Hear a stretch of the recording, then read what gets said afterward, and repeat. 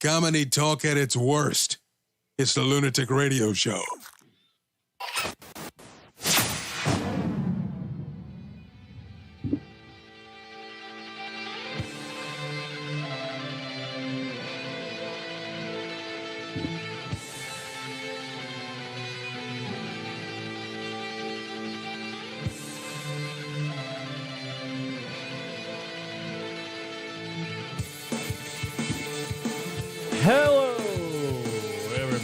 Hello, everybody. Oh, can't hear myself, so that's fine. At least the show's on. Welcome to the LR Radio program. I'm Kieran. That's Cris Italia over there in the snowy Manhattan streets of New York City. Hell yeah. Snowstorm in the Northeast today. I know we're doing a podcast, but I get excited.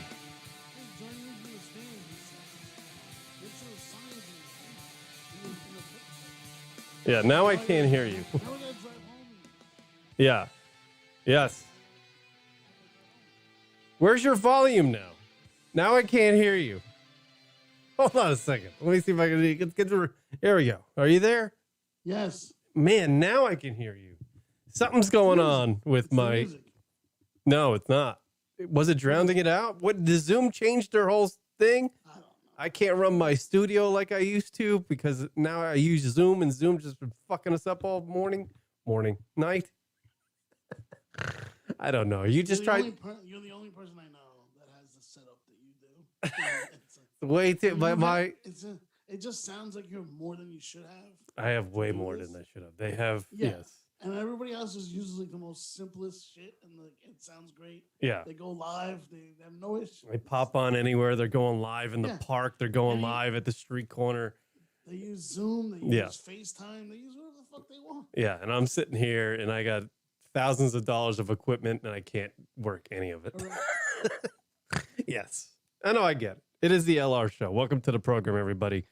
Random questions, if you have those, obviously. Random question at Lunatic Radio if you want to do that. Follow us on the social medias at Lunatic Radio, Twitter and Instagram. And apparently, I'm learning from Cris because I am not on the TikTok thing. I try to limit my. I'll post like the clips of this on TikTok if you want, like the promo stuff that you do. The promo stuff. What? Whatever. Don't you do those videos sometimes? No. What? Promo videos? Oh, the ones I do for the. The ones I do for the show. Right. Like on the thing. Yeah. I'll put them on the stands. TikTok. Oh, nice little funny clips for the kids. You know, we'll get all of the likes. Let's see what. Yeah, you sent me a clip for the radio program. I'm like, oh, shit. Now I'm on. I had to download TikTok to get the clip, but then I realized I couldn't even play the clip. So whatever. Don't get hooked on that TikTok, man. It's porn. Yeah, well, that's what you were saying to me. That's what I was going to transition into. Straight up. Apparently, porn. It is porn. And I want to applaud the people because if it is porn, that will obviously be something I'm interested in. I will buy that stock. Buy that stock. I don't think they're publicly traded yet. I don't care. I'm gonna publicly trade my jizz all over. Scroll. You know what I'm saying? You didn't buy into AMC or GameStop this past week? No, Doge is the one that I'm all about right now. You bought Doge? No, I had a buddy, a coworker, who bought Doge before, like the dude from Bitcoin tweeted about it like days before, and he bought it. He bought like 4,300 shares, and then he bought them. Yeah, my friend did, and so I'm rooting for him to gain some money. I think he's up $500. He's not going to see a big return for a while. Yeah, I guess he's going to hold on to it. I don't know anything about stock market. That's a hold'em thing. That's a hold'em. First of all, cryptocurrency is all fucking. It's abracadabra. It's just fucking. It's not real. You know what I mean? There's no. Right. There's no limit to how many shares you can sell. So it just. Right. Anytime, any Bitcoin thing or cryptocurrency wants to increase their stock or whatever, they can just do it, and it doesn't matter. And then the price goes down and down and down and down. Everybody buys it. Right. Yeah. So yeah, I wouldn't suggest any newbies or anybody like want to test the market to go and do that. Well, that's what all the kids are doing nowadays, right? They're all jumping in. That's the latest craze for the last week. They're also killing themselves too. You hear about the guy who killed himself because he put all this money in cryptocurrency on Robinhood, the Robinhood app, and then it crashed, and then he just couldn't believe it. He didn't realize that not only was he gambling his money, he was also taking margins out on Robinhood, and he owed them like hundreds of thousands of dollars. And he just fucking jumped off a fucking roof of his house. That's it. Game over. Wow, how tall was his house? Yeah, man, big enough, I guess. Yeah, right. I think people view Robinhood and those apps like it's almost like video gambling, right? Video games. Mm-hmm. You know what I mean? Like, and all the gamers are on that stuff, and they talk about it while they play on Twitch. You know, and like they'll say, "Oh yeah, I just made $3,000 in the last hour on this thing or that thing or whatever," and it's just not really real. You know what I mean? Right. Well, it's getting everybody excited. I mean, look, I've only, you know, I have a guy that I've used for a long time, and he kind of like doesn't tell me anything. He just is that a good sign when guy's controlling your money? He's like an estate planner type of guy, mm-hmm. family planner, and you basically give him your money, and you have to trust him. And I did. I've known this guy forever, and he's always done well. And so, like, he says, "Listen, don't even think about trying to do this shit yourself. Just give me the money. I'll show you returns." Right. And he always does. And he's great. And he's, you know, kind of saved me financially many times. Did you text him during the week and we were like, "Hey, what about fucking AMC, bro?"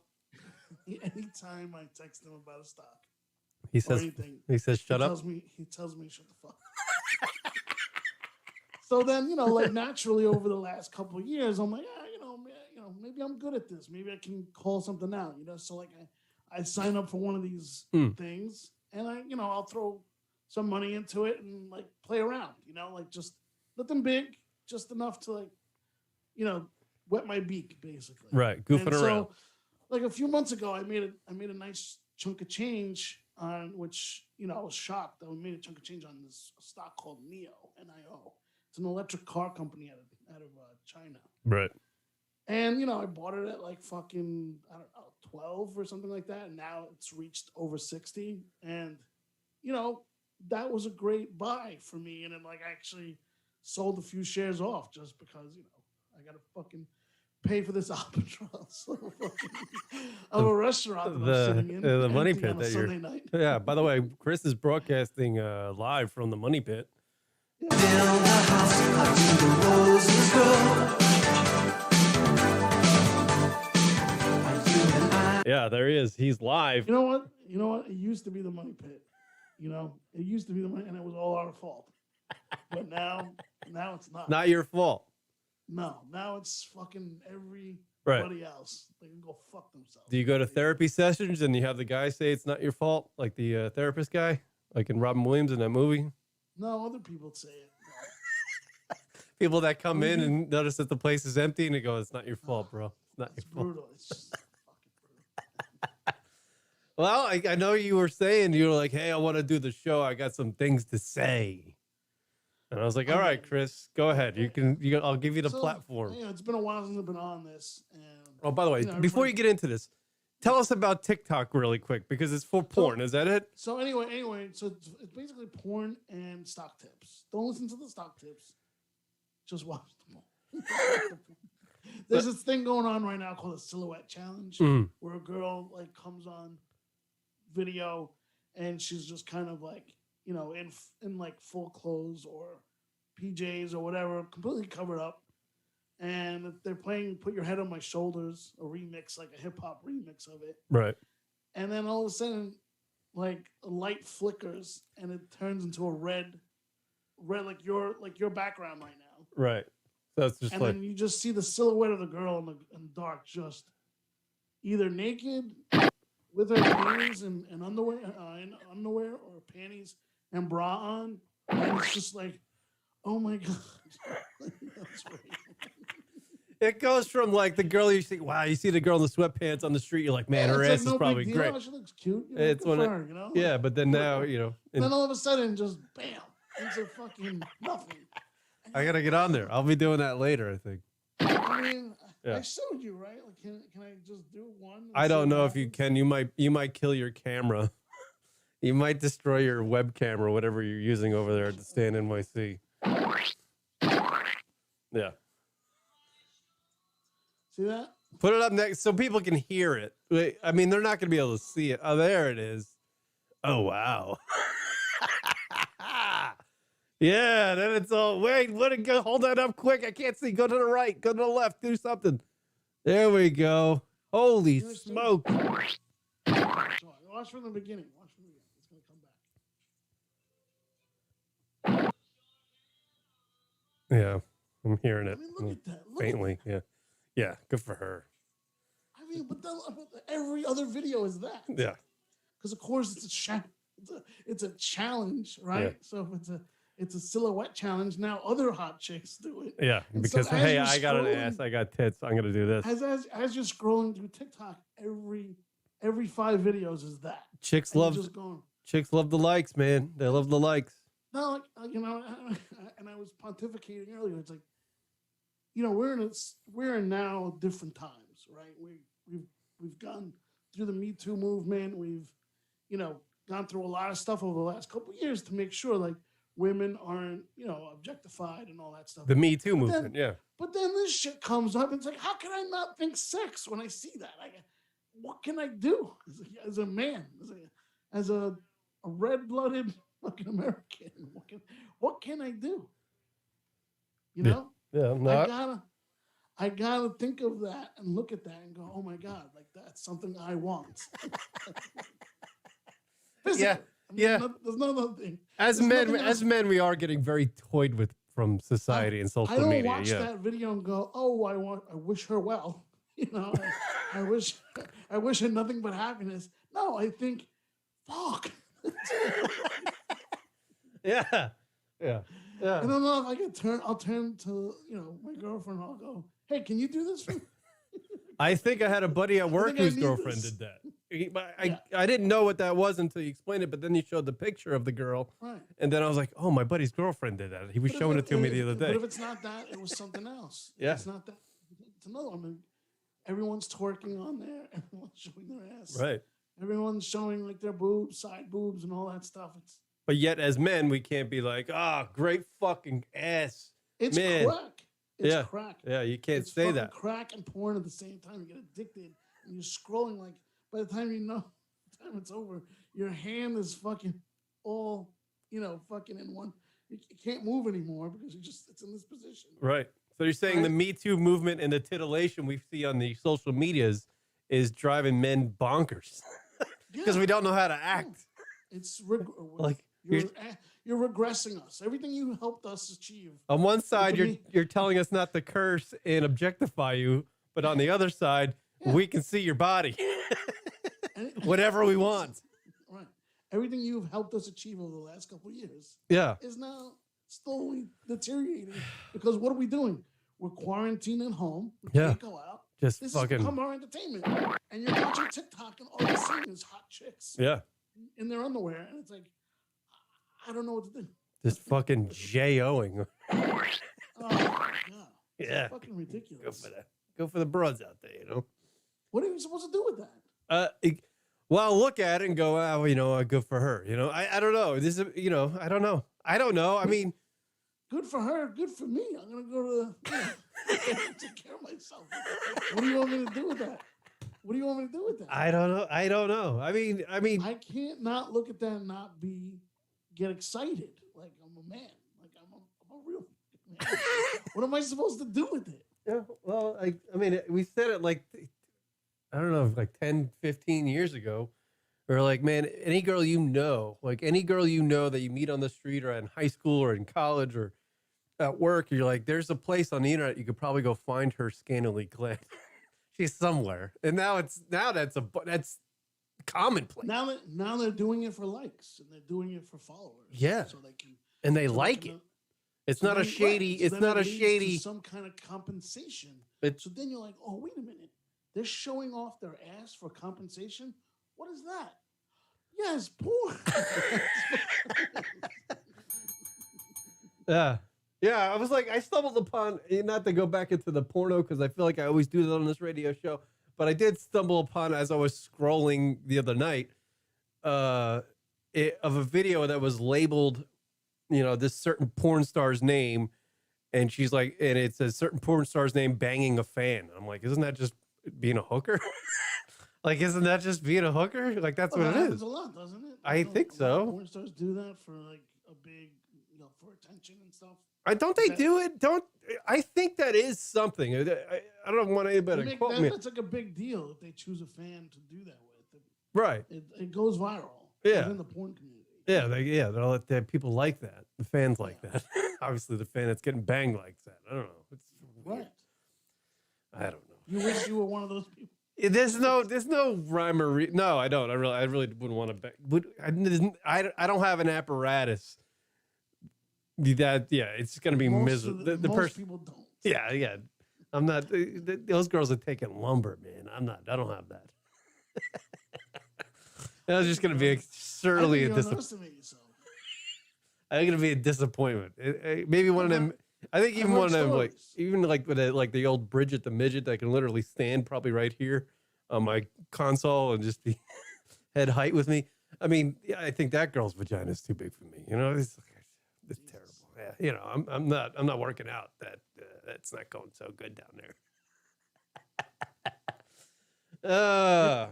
You haven't had and you were dating for a while, pretty steady. What?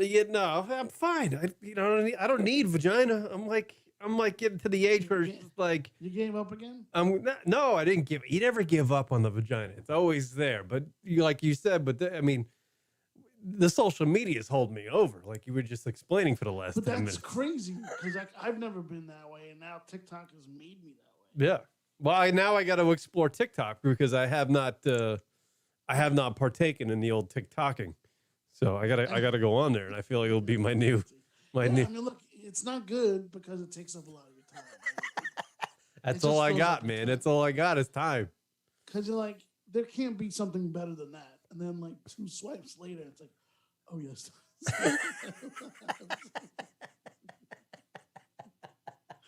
And you're like, yeah, you show her, you did that silhouette challenge better than she did. Yeah.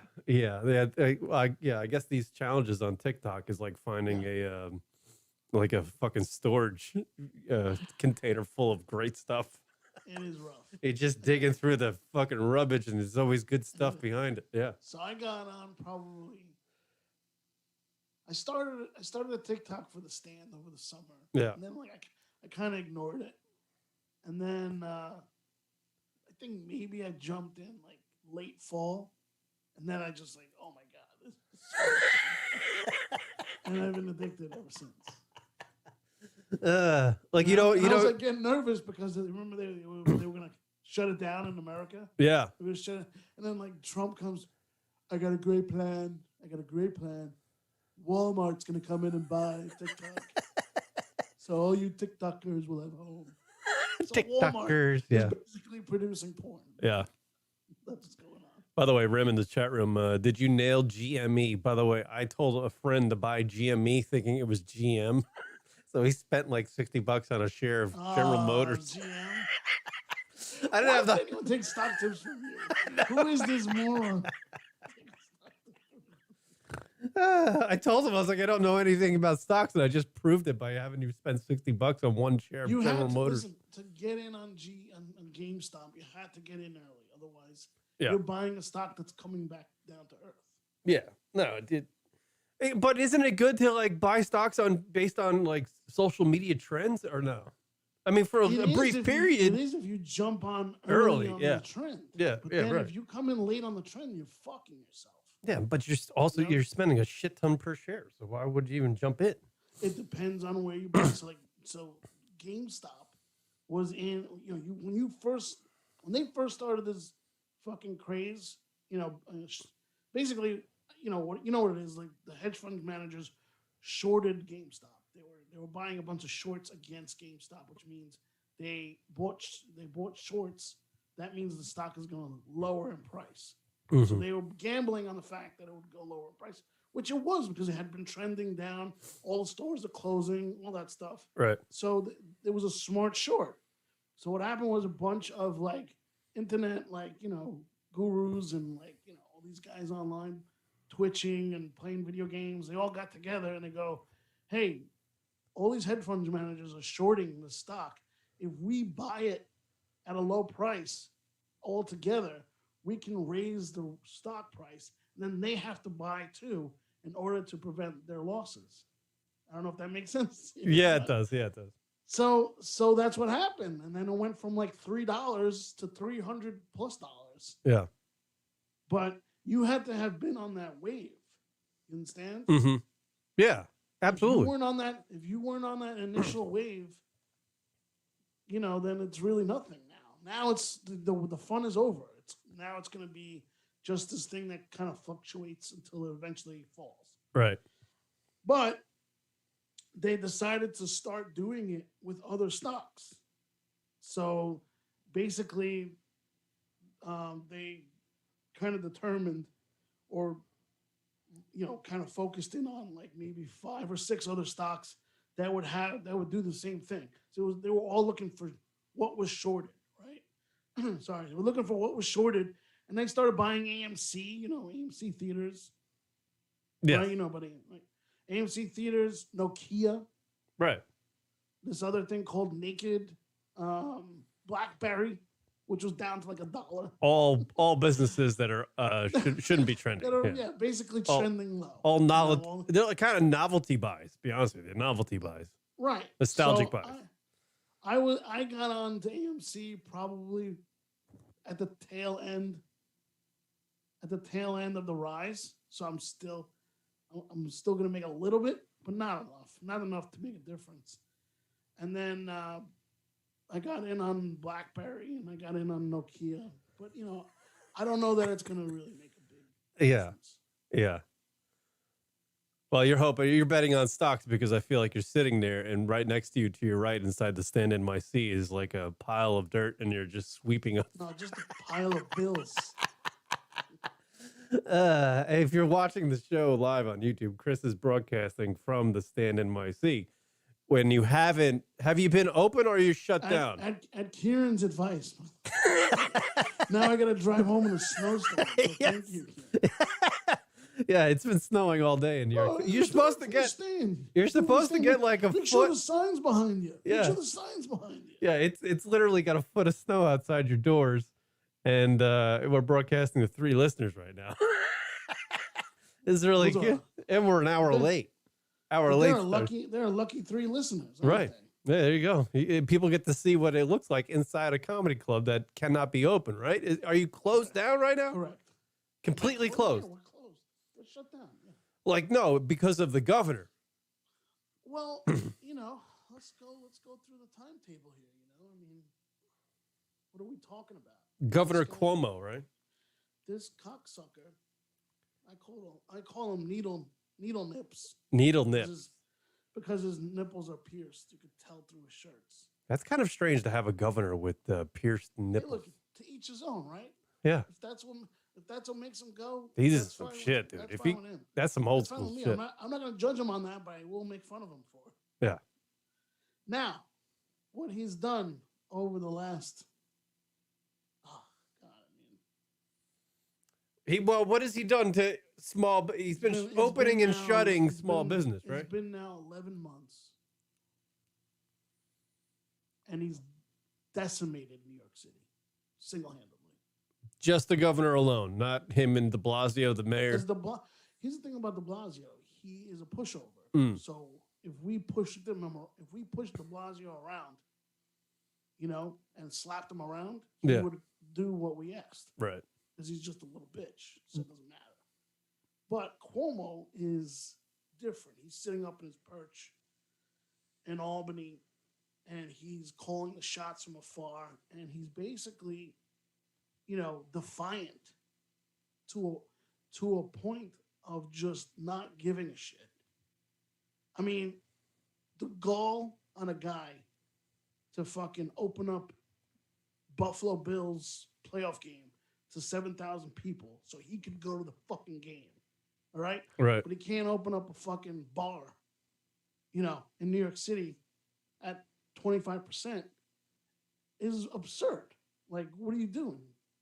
You were telling us that live events in any way possible is a danger to us. But you're saying it yourself, no one else. Science isn't telling you that. It's just you're saying it because every state has different fucking rules.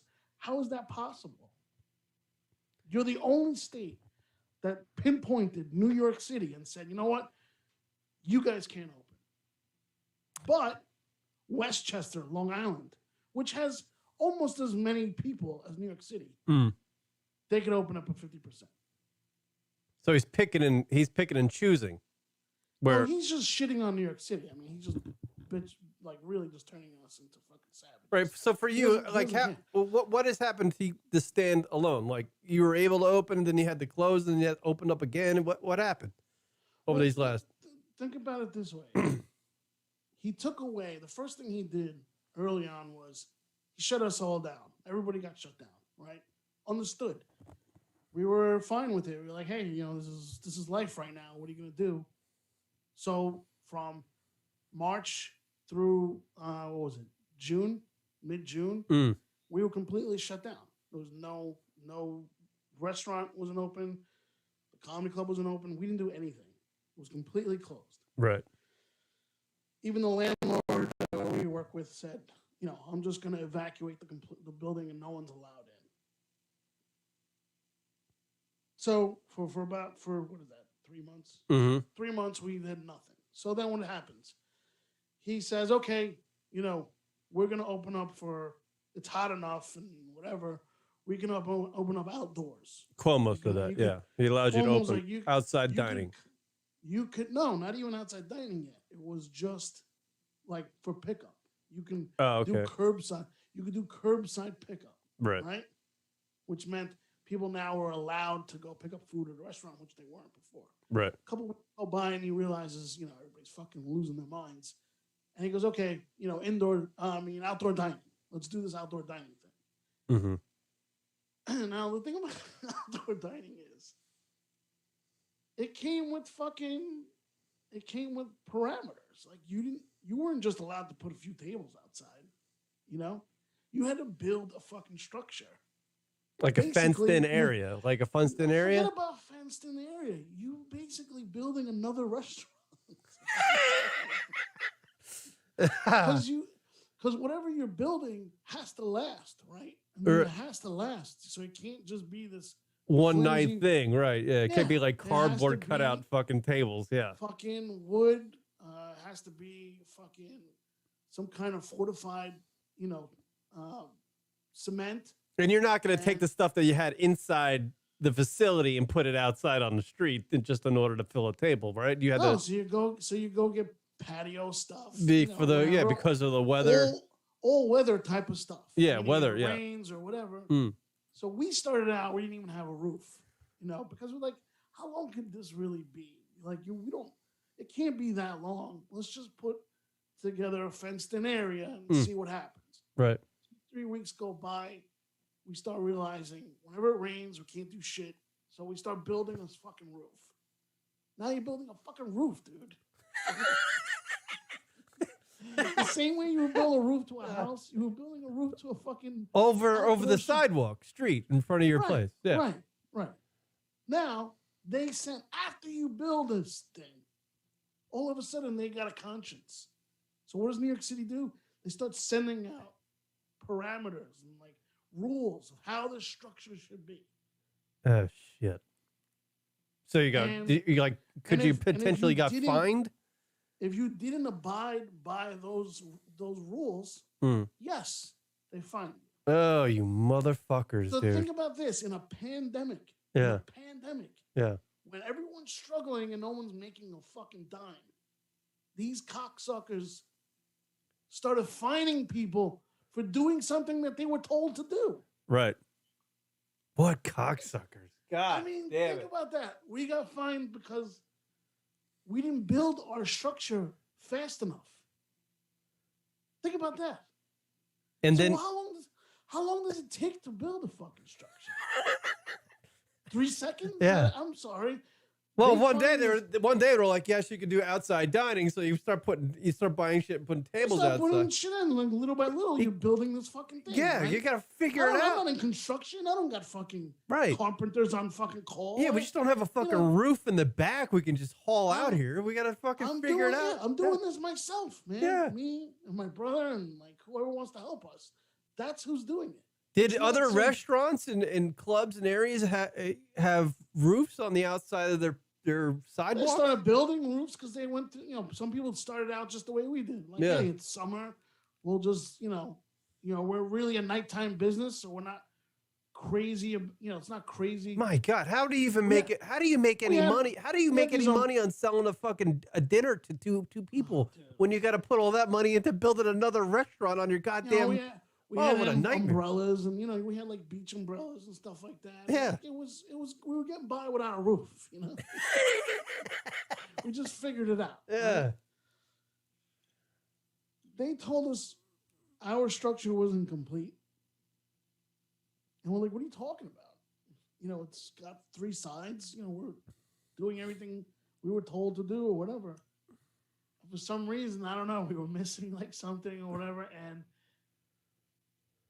the warning came, and then we were fined 2 days later because we didn't do it fast enough. Meaning, like, You didn't do it immediately.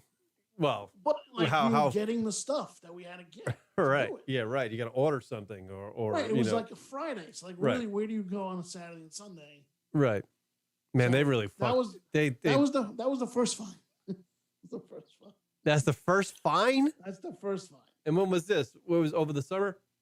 I would say that was early summer, maybe spring, maybe late spring, early summer. Right.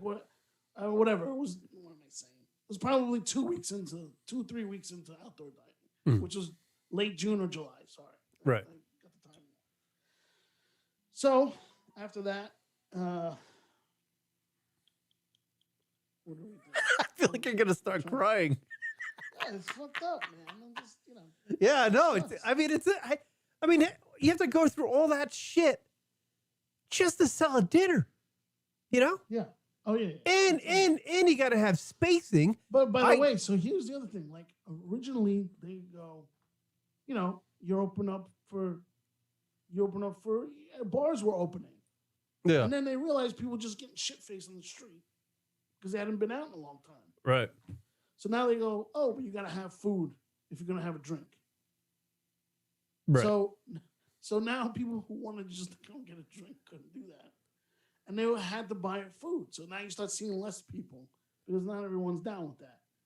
Right. And it's like literally on your table, you have to have, if there's an alcoholic beverage, You need to have it a has sandwich. to have a food item. Food For item. each person. For You each- can't even share fries. Holy shit! So you can't. Wow. That's And the thing is, people are like, hey, I don't, why can't we just pick up fries? It's like, hey, guys, we're not making this rule. We don't give a fuck what you do. But I'm telling you that if you don't order food, you can't drink. And, they're going to come and fine us. They just are. So, and then we'll be closed. And they'll take away our liquor license. They were threatening people with liquor license suspensions. Jesus Think Christ. about that. Yeah. They would come in, and if they saw fucking 2 or 3 violations, they would yank your license that day. Sometimes they give you they give you a first fine, and then you have to pay that fine, and then you're like on probation basis. Are these fines like ridiculous amounts of money? Or are they like The first fine is $2,500. Jesus The Christ? second fine is $5,000. The third fine is you're fucked. Yeah. That's the third fine is they fine you, whatever it is, and they So like take your license, which basically means our business is done. Is it like I don't know? I feel like it's more the way you're describing it. Sounds like it's smarter just to stay closed. At least you know what you need to do. Like Listen, I don't know. A lot of big chains absolutely did that. Because they could afford to stay closed. Absolutely. So like let's say like Danny Meyer, who's like Shake Shack. Yeah. Danny also owns a huge group of restaurants. I mean, I could say he owns like fucking 15, 20 restaurants in Manhattan. Yeah. Outside of Shake Shack. Yeah. He and his mind, it's like, well, let me close down half of them so the other ones can survive. Right. You know what I mean? He'll take staff and from one place, put it over there. Mm-hmm. And so he closed down a lot of his restaurants. And, just a lot of places just said, fuck it. Like, what's the point of this? Like, we're never going to make what we're supposed to make. How are you even like, how are the lights on? I mean, I feel like it's a nightmare. I mean, I know during the summer, as things were going along with your comedy club and you're doing outdoor dining and stuff, you were able to bring in some entertainment to put on the sidewalk. Like you were doing stand-up sets, like, people were doing them in the back of cars, but you were doing them in front on the sidewalk and you were having and then you had the Legion of Skanks in there doing their radio show on certain nights and stuff. So it seemed to be working for a little while. It looked like it was working. So I'm really not supposed to talk about that. Oh, shit. But I will say this. It's a very strange thing when they tell you you're not allowed to do any live performances. Mm-hmm. But you're allowed to have people dining outside. Right. So if I have a comedian 10, 12 feet away, how the fuck does that make things worse? Right. Now, they're saying, and they were citing science says that fucking laughter spreads the virus. Oh, my God. But if you go on the CDC website, there's nothing about laughter spreading the virus. There's nothing about laughter or live performances increasing your chance of getting coronavirus. So this was kind of just like, some professor from fucking John Hancock University or fucking Cornell or some shit may have said this at some point, and the politicians latched onto it and they took it away and basically made this mass push to shut down every theater, every fucking concert hall. They were literally saying laughter could kill you. So you can't have a comedian at your place. Right. Outdoors. Not even Outdoors. indoors. Yeah. Forget about indoors. I'm not even talking about indoors, okay? Because we couldn't even use indoors at all. At some point, did you go to them going, how can I survive? Did you ask them that? It's cool. I don't know. Cool. I don't know. There's no but one to talk to. Do you think they're going to fucking get on the phone with you? I don't know. The guy that's like, you got to talk. There's got to be somebody. We have a friend in the mayor's office. Yeah. She's the nightlife mayor. And basically, she's the person you turn to, to fucking kind of like get some advice. Right. Like, hey, we're a nightlife business. How do we survive? And, as best as she could, she explained the situation. And the risk of doing shows is... Even if you had the comedian on the sidewalk 12 feet away with a mask on and a microphone, that was not good enough? Here's what we did. Yeah. We literally had the comedian inside the stand. Okay. So indoors. Because you have those those big opening doors. Right. Those big opening doors in front. Right. There's a What kind of doors are those? There's a wide, whatever. Like bay doors or something. There's bay doors. Yeah. And they spread completely open. There's 5-6 doors. Yeah. Then there's a marquee, right? Mm-hmm. Above them. And so above it. So literally the comic is standing at the edge of the entrance, right? Literally inside the stand. Right. Right? So he's not even outside. He's inside. Right. He's got a mask on. He's got a microphone. He's away from everybody. But because he's making them laugh, that's illegal. Oh, my God. Now, the loophole is, guess what? There was this thing. There was somehow something people forgot. Trivia is allowed. Trivia is allowed. Which means someone comes up to your table, asks you questions. Uh-huh. You answer and you get a free drink or a meal or whatever the fuck it is. That's allowed. Sounds... So we use that. Right? Uh-huh. The other big thing was they don't want any amplified sound, which means if you're on a microphone, oh yeah, But for trivia, you're allowed to use a microphone. And This sounds so fucking. if one of our employees wanted to read specials,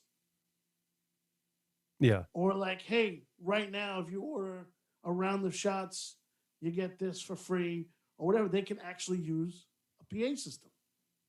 So that's the loophole of kind of how we got away with doing some stand-up shows outside. Right. Wow.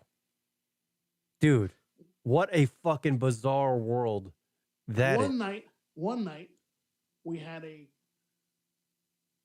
a buyout. Somebody wanted to buy out the whole outside. They wanted to right? buy it out. Oh, Well, like they bought it out like for a for a birthday party or something, yeah. Right. They bought it out for a birthday party. The guy hired a mariachi band to play. Yeah. Again, not amplified. They're just playing, you know, Mhm. acoustic, whatever. And so they're singing, right? And I guess this caught the attention of a fucking SLA agent who was walking in Union Square and heard the music. Oh, Jesus. So he fucking comes rushing in with his fucking badge around his neck and sees people outside having dinner. Enjoying Now, themselves. Yeah. Here's the problem. There was nothing, when he got there, he realized there's nothing wrong with what they're doing. Yeah. But because he needed to make a fucking stink about something, He did. yeah. Fuck.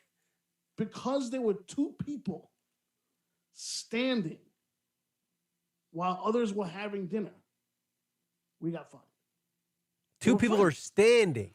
So let's say I'm sitting at How do one you do this? table. How do you go Listen. go, yeah. You can get it 5 people per table. Okay. Mm-hmm. So if I'm on a table and I go, hey, you know what? I want to say hi to my friend on the other table because it's a birthday party. Right. So the guy gets up,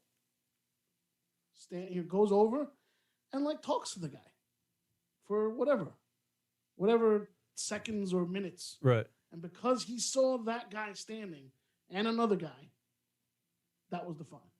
Oh my God. And we're like, you gotta be fucking kidding me, dude. How do you Like we looked at him like, is this fucking satisfy you, man? You can't just give us a warning and I'll tell the guy to sit the fuck down. Right. What and you understand what we're up against, and you're gonna fucking fine me for a guy standing with his fucking friends? He's with his friends.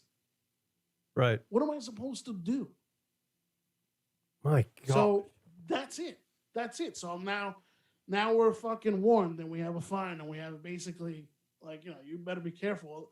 We're gonna be checking in on you guys. So right now, currently, you're completely So shut. not only are you giving me a fine, now I have to be in fear Right. for the rest of the fucking arrangement. If some fucking guy decides to stand up, I'm fucked. That's what you're telling me? You got to completely control everything that happens outside. Everybody. Every movement, everybody. There's no freedom to You it. have to be a fucking Nazi and tell someone to sit the fuck down. And you can't even operate on a 25% level what your club Well, is supposed to be, being like a place for laughter. Outdoors, at most, we had 45 people Right. outside. At most. Right. Which is, we have a 9,600 square foot space. Yeah. That is basically 10th of what we can fit in here. If that. Maybe Leroy less. Jenkins in the chat room, it says recall de Blasio and Cuomo, and he also adds they want NYC to fail. I don't know. There's some truth to that because Yeah. here's the thing. What's happening? There's going to be a windfall at some point. This is exactly what happens. Properties go vacant, Mhm. both residential and commercial, and then big corporations come in and fucking swoop in and take it back. But what it does is it eliminates people like us, small business owner who Right. just wants to fucking open up a comedy club and with Yeah. his brother and his fucking friends. Develop a culture to add to the culture. Yeah. Right. So it's like it eliminates me. I'll never be able to do this if I go underwater. Right. And nor will anyone else. The only people that will come back to New York City or think of starting a business is a corporate chain. Mm-hmm. So if you like TGI Fridays or you like fucking, Right. that's what Manhattan's gonna look like. It's gonna look like Times Square. Right. A bunch of those fucking type of chain restaurants that can afford it. God. This opens up a Because- whole can. I mean, you're the way you're explaining things is just like, I feel like it's right on par with other things that are happening in the world too. As far as like, I was reading an article in the New York Post just the other day about how have you checked your social credit score, like your social media credit score, like as far as what you say online. Do you have Yeah. the whole article was about make sure when you're on social media you have But the now right opinions. You have the right I'm now- opinions. I'm now at the point where it's like, dude, you know what you're doing to me. You know, Right. You think I'm not gonna say anything about it? What are you ready? What are you gonna do to me? Yeah. You've already fucking taken away everything. Mm. I got nothing. I got nothing. Yeah.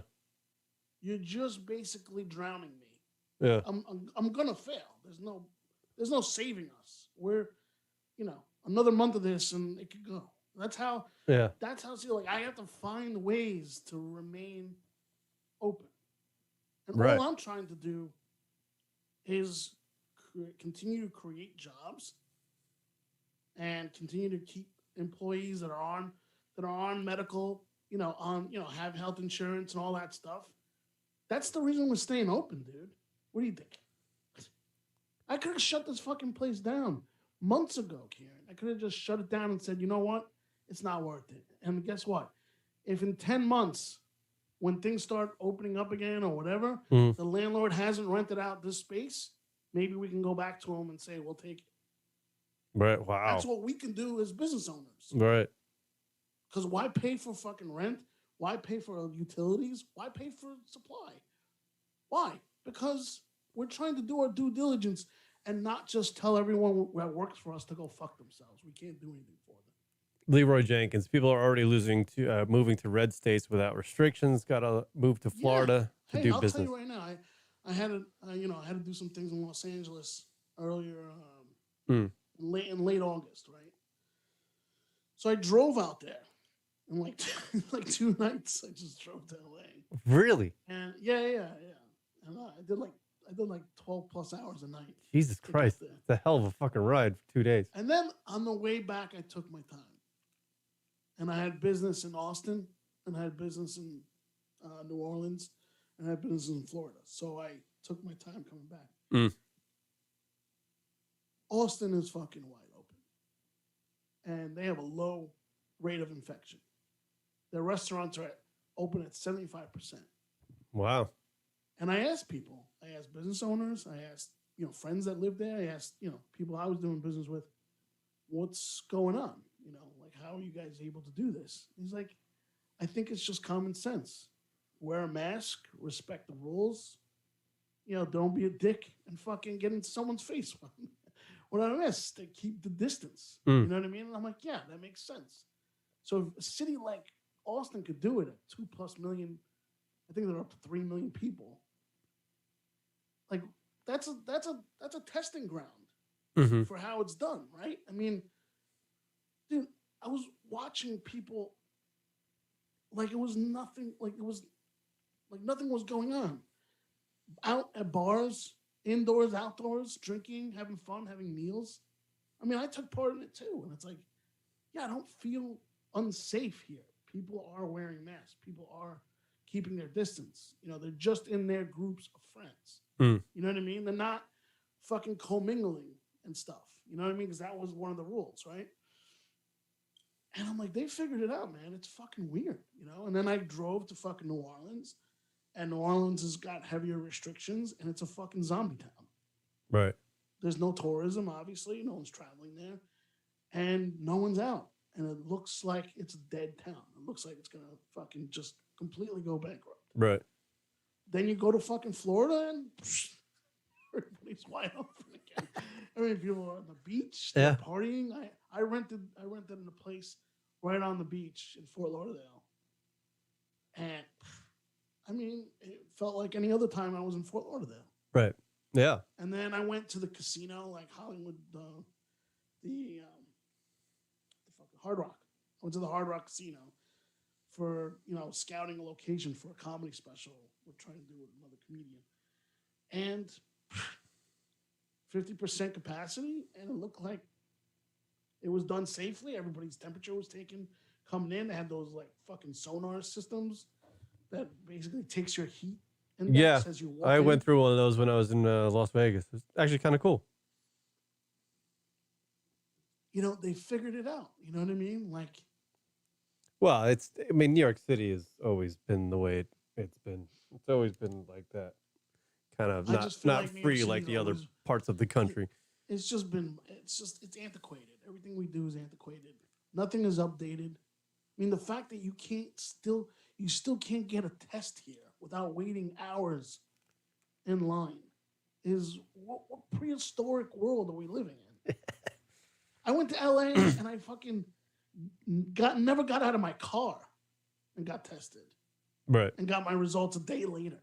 Right. That's how I But got in New tested York- here in Arizona. In New York, you can't do that. Like, what are we doing? Yeah. Yeah. I mean, so it's just like, and then like, you know, basically all Cuomo does is blame the fucking president, right? He blame Trump. He's like, oh, I can't do anything with a Republican in the White House. You know, they're fucking with me. I'm reading No, it was you telling Trump to go fuck himself. Now he's saying, now fuck you. So basically that was what it is. And by the way, things haven't got better since Biden got in. I know it's just a few weeks, but like nothing's changed. You know, we didn't suddenly get better testing once Biden got into office. So the bullshit that he was talking about, Cuomo, right? That, you know, things were gonna fucking be easier once Biden was in office. We haven't got any relief from the government. There's nothing coming. We got nothing. Now, let's talk about the fucking loans, right? Because everybody's like, oh, but you got that fucking PPP loan. Yeah, let's talk about the fucking loan, all right? For the small business loan. Yeah, let's talk about the fucking loan. So, the loan. I feel like I need some Italian music for this. Yeah. Let's see. So let's talk about the loan. All Yeah, right? hold on.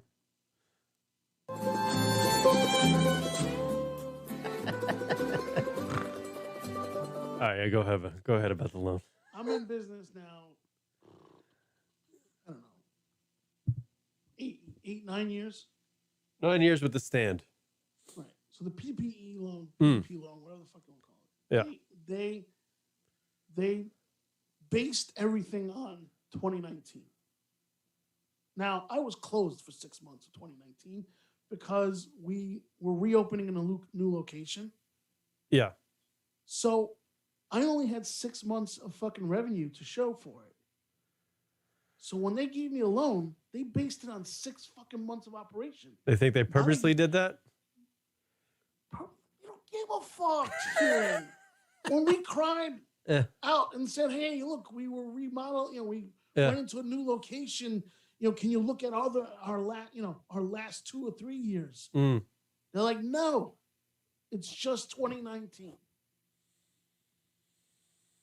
So now, Have you gone to the dude at Barstool and told him this fucking story? You should tell that to Dave Portnoy. He's got some money over there. I mean, I was thinking about it, but I don't know. Dude, it's a nightmare of a story. I mean, even when you opened up the stand, when you and I were doing a show back, I don't know, last year or something like that. It was a mess. You were about to open up the stand, and then you told me a story about a dude coming. He's like, "Yeah, you need to fucking dig up your sidewalk because we have to replace some pipes." Oh, really? Literally the week of The week of your grand opening. So yeah. If you see pictures from the grand opening, you'll see fucking a whole area in front of the place chained off. Yeah. Because the sidewalk was. If you've heard, I know it would take about 6 hours for Cris to describe all of the problems he's gone through with opening up the new facility he's sitting in here. People to feel sorry for us, Kieran. Yeah. You know what I mean? No, I'm not saying you. I'm not saying. I don't think you're coming across that way. We took the chance on a small business. Yeah. That's our fault. You know what I mean? Like we have to deal with what comes with it. But guess what? Like I didn't foresee, what happened with my partner and, him passing away right. and fucking, it being such a fucking tragedy. Mm-hmm. That set us back. You know what I mean? Like we were fucking zombies for 2 months because we couldn't believe what happened to him. Right. And we still had to operate. We still had to go on. You still had to do shit.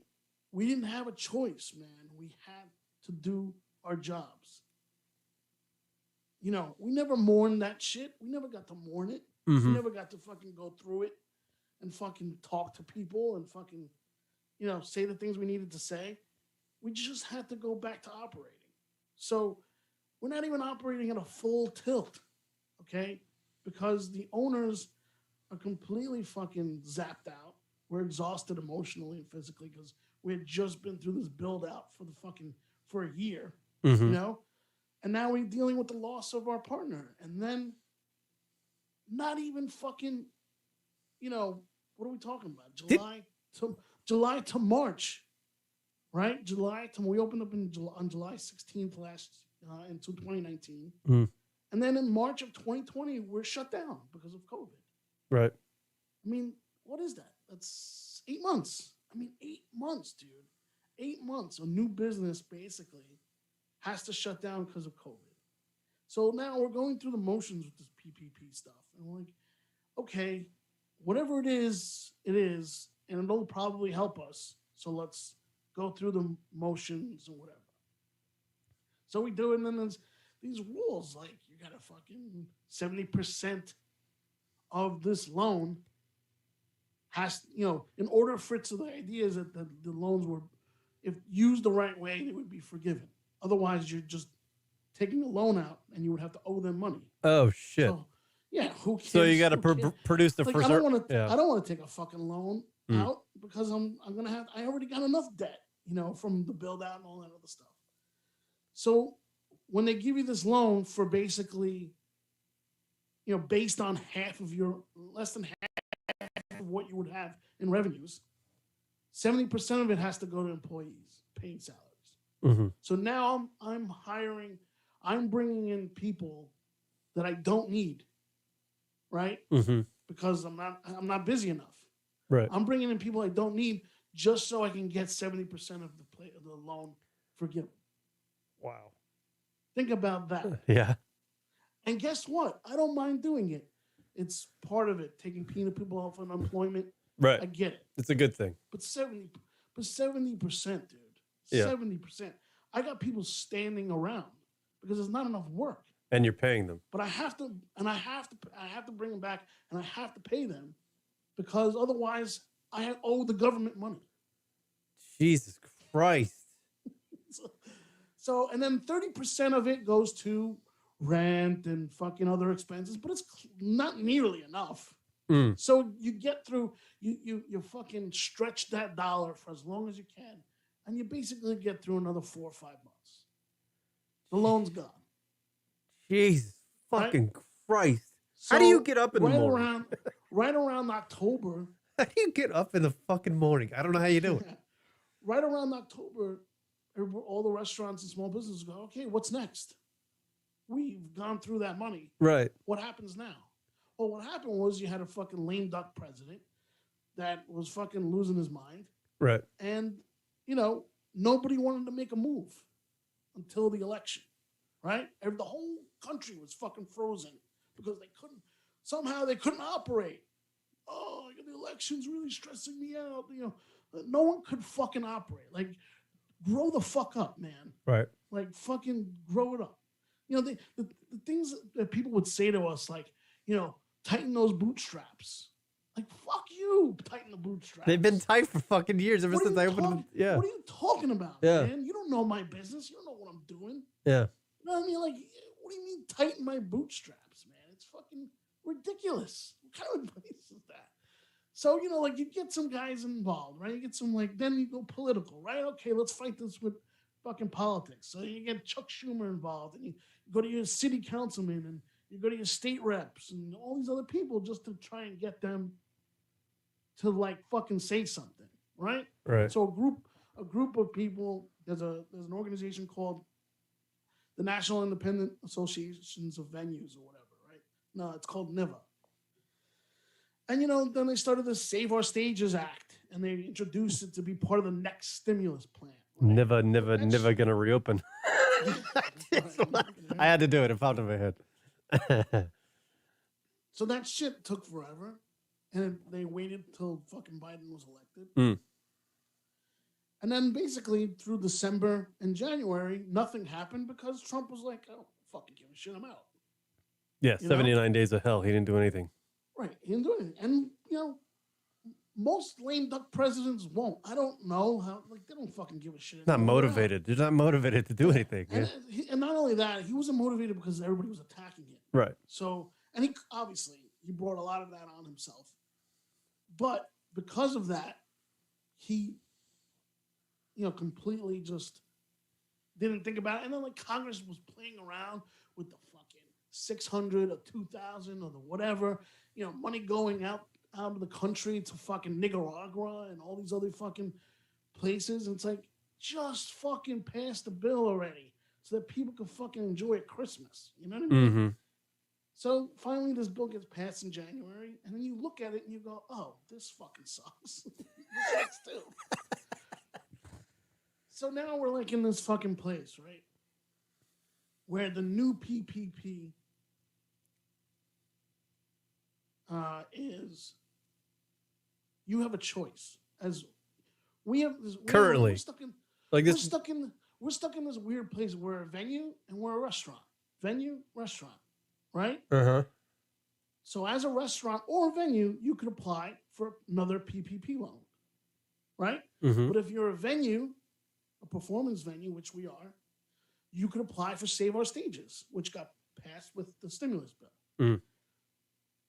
But as you look through the fucking rules, it's fucking all these fucking crazy shit. And you can't apply for one if you're applying for the other. So that means I can't apply for the loan if I want Save Our Stages. Now, Save Our Stages, when you look at the numbers, you may be able to get more, right? So you want the most you can get because you're basically on life support. You might as well go for as much as you can, right? Right. And the loan, you have this danger of paying it back, and you may not get it as much. They basically decide you can apply for the PPP loan and you can say this is what I need. They don't have to give you that. It's all subjective. Right. They just decide what you're gonna get. So if I tell them I need $100,000, they go, nah, you need 60. You know what I mean? Right. It's like the mafia. What are you talking about? Right. 60. Let me ask you this: $100. if you applied for the stage loan, like the venue loan, and you venue sold loan, but if you let me ask you this, because I don't know, and I'm sure the people out there don't know. If you got that loan and then sold a cheeseburger, would you be fucked? No, but here's this other, you basically become your own fucking lawyer because you're reading through this shit. Yeah. And you're like, okay, let me. If I don't apply, you got a certain amount of time to apply for the PPP loan. Right. You got a deadline, so you got to really decide if you're gonna go do this other thing. You're gonna go get this other grant. Right. Right. And you want that other grant because it's potentially more money in relief. Right. But then you start looking at it and you start looking at the rules. And one of the rules, which was insane, was we have to have fixed seating in order to get the grant. And I'm like, what are you fucking talking about? I've been in rock clubs that have seats that they can, put in and remove. How many concerts have I been to where half the place is standing, half the place is seated? Right. You know what I mean? What are you talking about? How is this a rule? So yeah, then you gotta lie and say that it's fucking we gotta fix seats. You know what I mean? But then they come check it. They go, hey, you didn't have fixed seats. You're not getting the grant. Fuck you. And you've lost out on the PPP loan because time expired. Right. So you and then you lost that on the other one. So you're reading through all these rules and you're like, fuck, I don't think this looks right and I don't know what to do. So you go back to the fucking organization that basically wrote this bill and you go, hey man, this doesn't look right. What are we doing here? And everybody's like, holy shit, I didn't even see that. And they're all flipping out because they're like, well, I don't have fixed seating. I don't have fixed seating. And so we have this thread, this email thread with all these fucking independent theaters losing their minds. Yeah. And it's going to scare them and they're going to go do the PPP loan. Right? So what happens? If that money's not, if you don't, the Save Our Stages, they allotted $10 billion or whatever it is. I think it's $10 billion. If you don't spend a certain amount of that, no one gets anything. Holy shit. So there's the other fucking problem. So like, it's like, I guess I'll do the PPP loan either way because it doesn't look right. They can tell me at any time not enough money was allocated, so they're pulling the Save Our Stages Act, and you're fucked.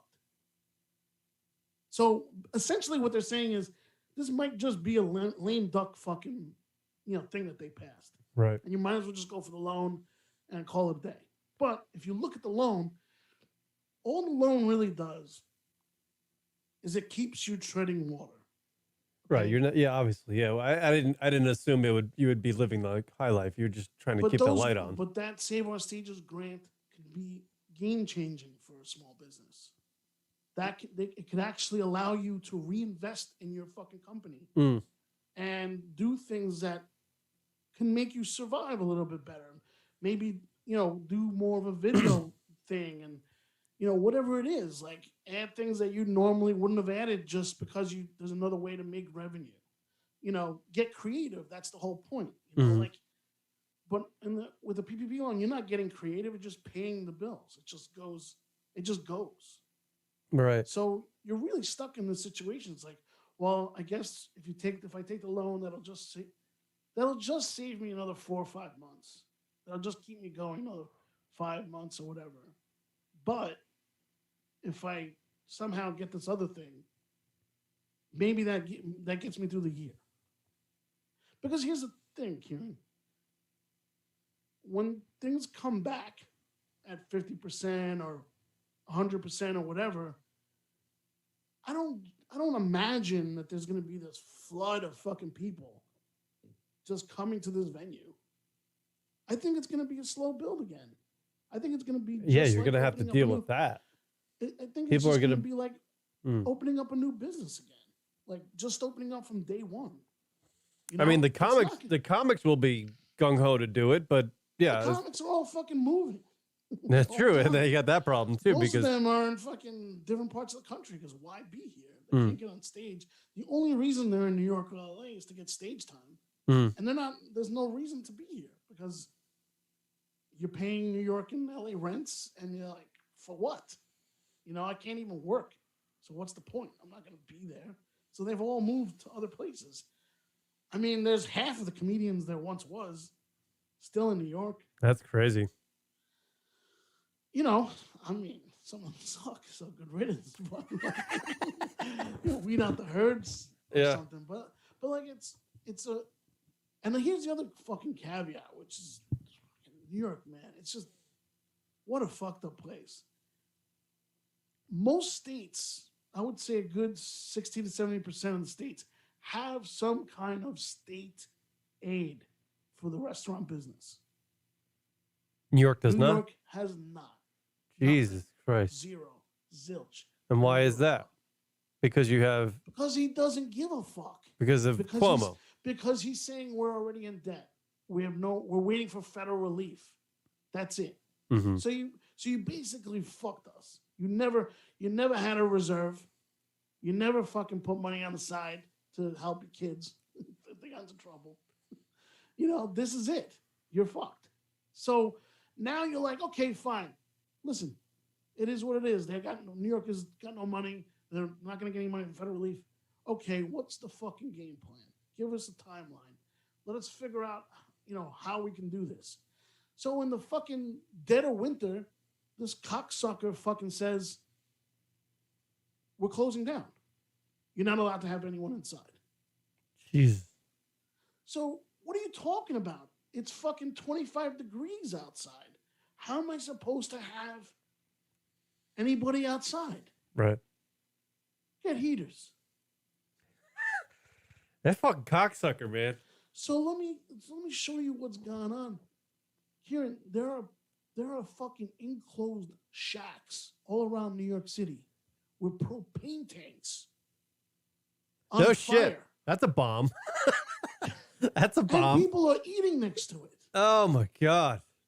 And they're not. Now, yeah. And Kieran, they're enclosed. Right. They're enclosed. Yeah. So it's like, wait a minute, you just built a restaurant outside with doors. Right.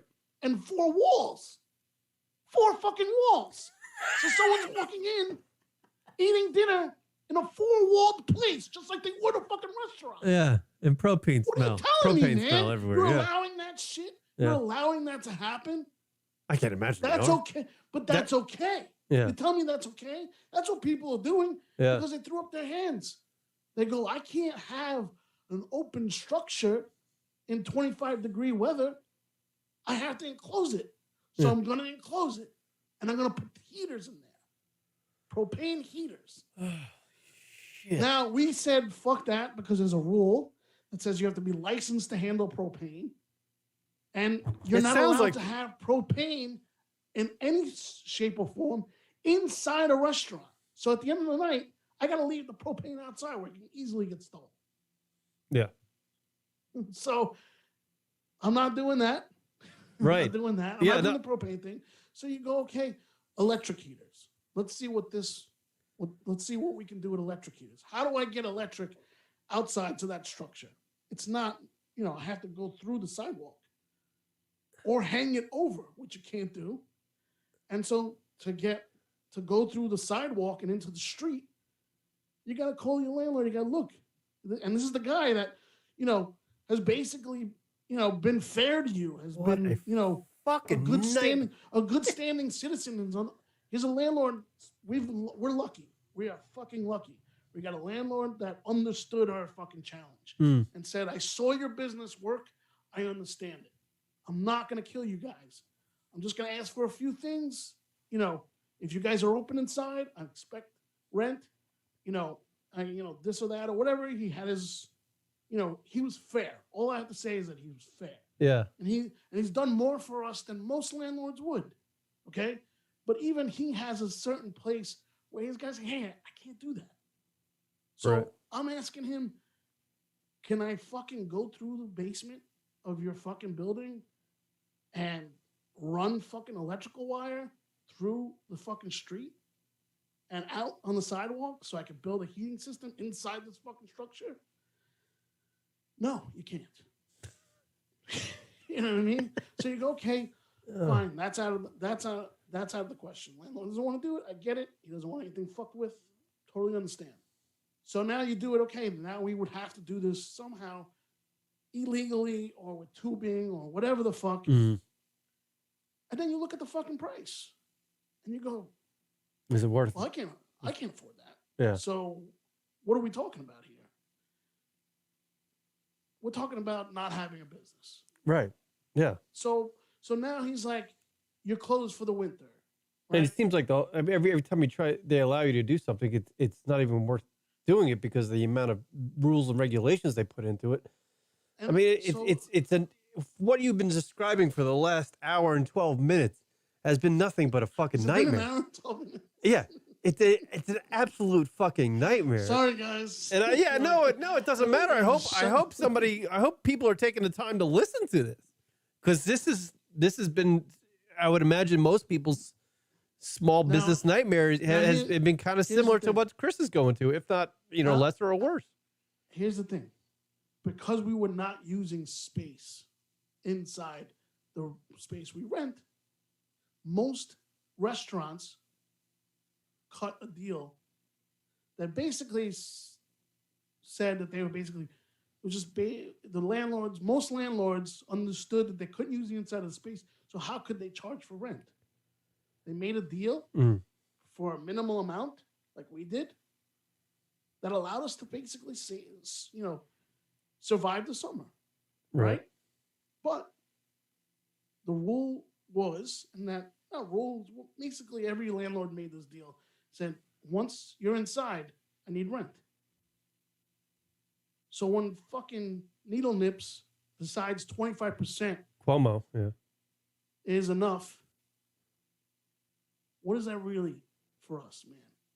25%. It's nothing, yeah.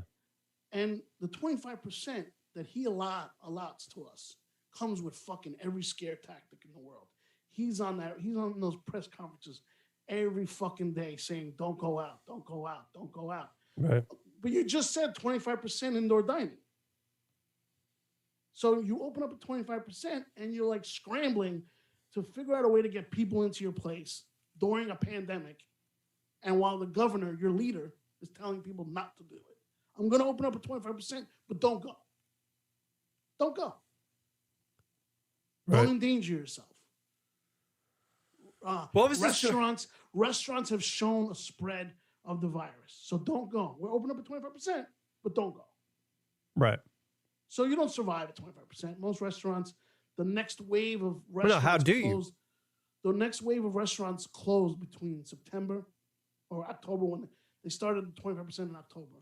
From October through December was the next wave of restaurants closing. Right.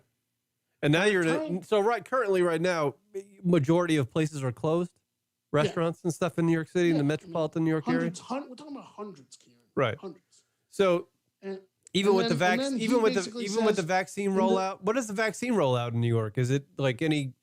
Maybe about 1 million vaccines have been administered. Right. Maybe. I mean, is there throughout like the whole state? is there a Throughout the little whole state, sunlight? Kieran. Is there a little sunlight? Maybe a couple months down the road. And here's why. Yeah. There's no sunlight. This fucking guy, Governor Cuomo, he wrote a fucking book and profited during this fucking time. He wrote a book. He wrote a fucking book. On what? Did you see that? On what? About how to handle the fucking pandemic. By the way, CNN just had 3 days ago. CNN had an article said Andrew Cuomo's COVID-19 performance may have been less stellar than seemed. That's from CNN. So now that clip I sent you, that I don't know if you can play it or not. I do have it. Go ahead, play that clip because this is now the next fucking. This is where we're headed. Yeah. Well, I have the still here. Here's Cuomo did Cris sent this to me. I guess it's from CBS News. This is Cuomo doing a press conference, and he had I guess he's doing a joke here. Is that it? Oh, dude, it's just there it is. No pressure, but it's just an idea. Get engaged on Valentine's Day on the restaurants reopening, and March 15th you can have the wedding. 150 people. New York State is exploring a low-cost New York State engagement ring that we would actually make available. It has a little heart on it, little I love New York, little COVID remembrance. That's not true. No pressure.